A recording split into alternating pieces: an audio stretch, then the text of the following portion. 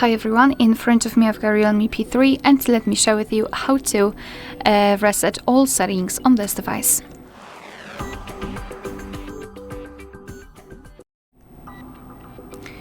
So let's begin with opening the settings, and here we have to scroll down to the very bottom to find the option System and Updates. Then let's scroll and find Backup and Reset and tap on Reset Phone. And as you can see right here, we've got the option we're looking for, so reset all settings. Let's tap on it and tap on reset.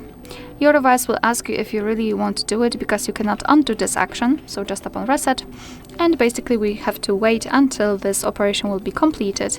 Of course, no worries, you won't lose any kind of personal data, only the settings which are connected with the system, so for example the navigation type or the screen timeout.